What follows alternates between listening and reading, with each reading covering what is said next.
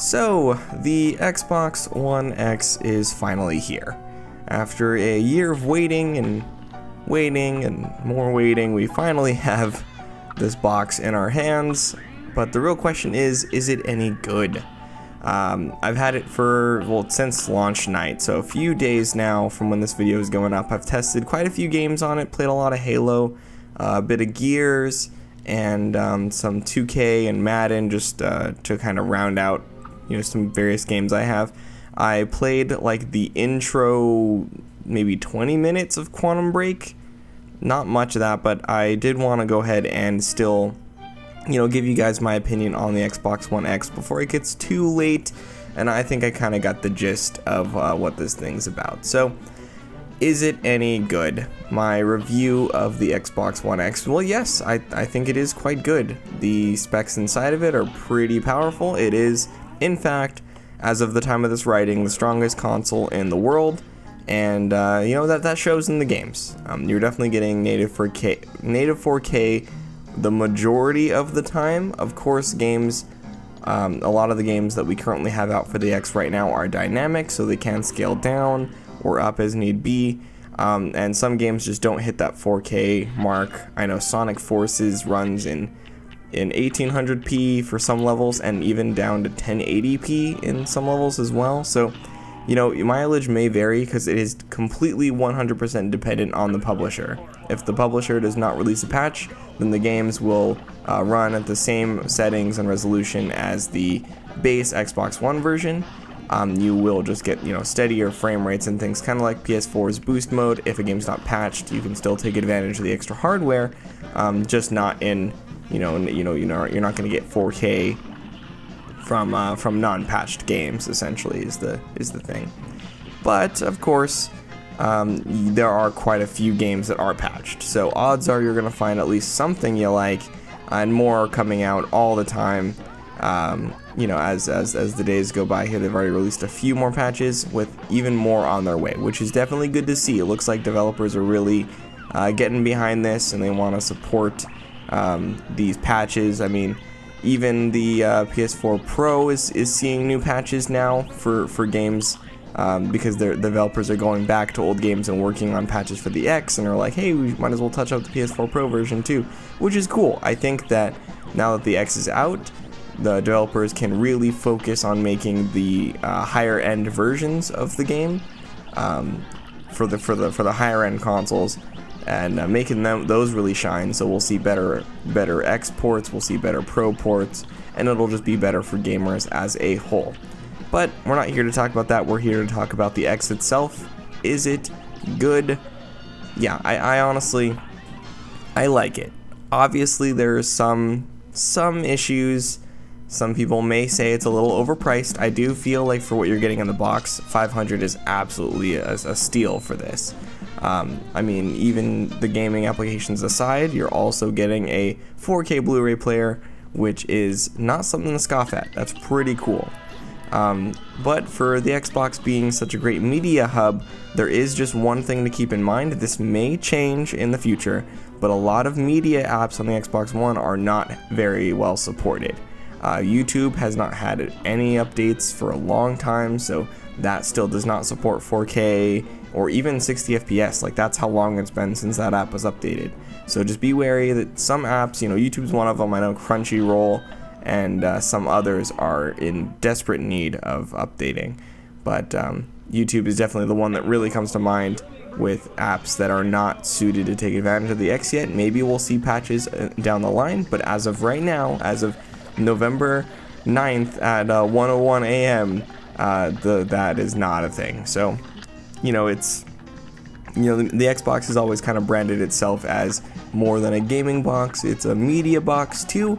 It just kind of is a bummer that the media functionality is not really up to snuff. The Blu-ray player, however, is fantastic. Obviously, the Xbox One original and the S had Blu-ray players, but starting from the S, they have had 4K Blu-ray players, so you can play 4K movies, 4K Blu-rays, and that's pretty nice. So if you have any 4K Blu-rays or you see some at the store, Black Friday is coming up, you might want to pick some up, so that way you can watch them on your X. That is something that the Pro does not have.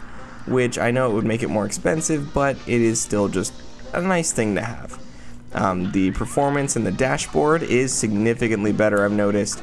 I have gone back to my Xbox One after, my normal Xbox One after having, played on my X to try and just compare the dashboards, and it's not by a ton because the new dashboard is pretty slick. But I do notice that loading times and other things that would normally hang the console up don't happen as much.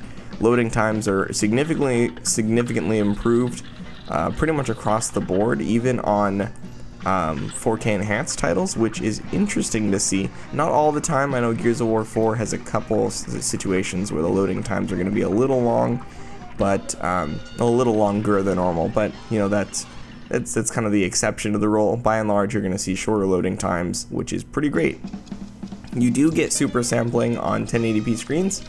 Now, if you don't have a 4K television or monitor or whatever you play on, I don't think I can really recommend this for you, just because you're not going to be getting the full value out of it unless you're watching it or playing it, on a 4K screen.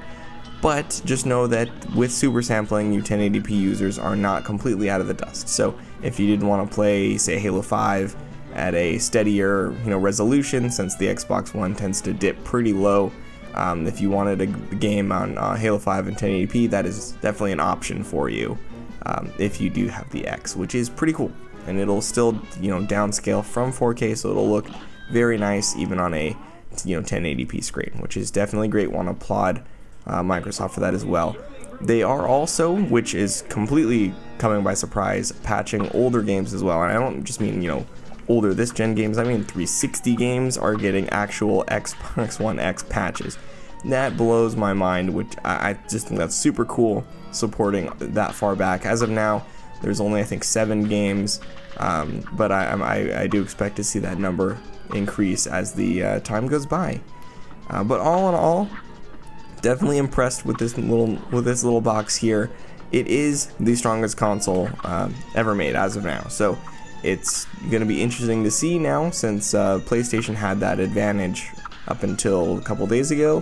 So now it's Xbox's title to have here, and it'll be interesting to see how this affects the next generation, because of course next gen consoles are coming eventually. So I just wonder how that's all gonna play out with this. But to kind of wrap things up, the Xbox One X is a great little piece of hardware. It's powerful enough to run a lot of games in 4K. You'll see a noticeable difference in supported games. Just be aware that your mileage may vary, as some games are just not supported on the system. I'm very happy to see this though. There were some issues I had with the original Xbox One launches, which a lot of them are rectified by this Xbox One X. If you can stomach the $500 price tag and have a 4K TV to go with it, I highly recommend the Xbox One X. I don't give numbers to my hardware reviews because that just seems kind of weird, but I do give this my wholehearted recommendation.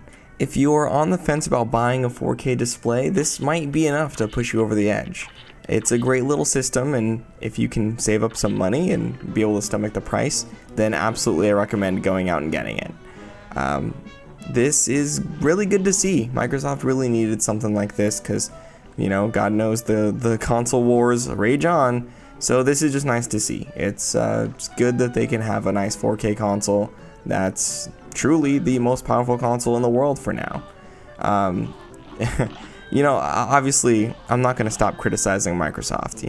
As long as there are problems, there will be things to criticize, and I will be very vocal about those things. But I will say, I don't have many complaints about the X. It's great. And of course, I'm going to still, criticize Sony and Nintendo too. They don't get passes. They don't get passes either. It's just, with Microsoft, I feel there's been just a bit more to criticize. So it's nice to see them really take steps to fix something that a lot of people had an issue with. And now that this new powerful console is out, hopefully the console wars, spec wars, die down a little bit so I don't have to hear about it on my Twitter feed. But that's about all for me today. I hope you guys have a great rest of your week. Let me know what you guys think about the Xbox One X. Are you picking one up? Are you enjoying it if you have it already? Or do you think it's just not enough? Let me know down in the comment section below, and I will see you guys in the next one. Stay classy.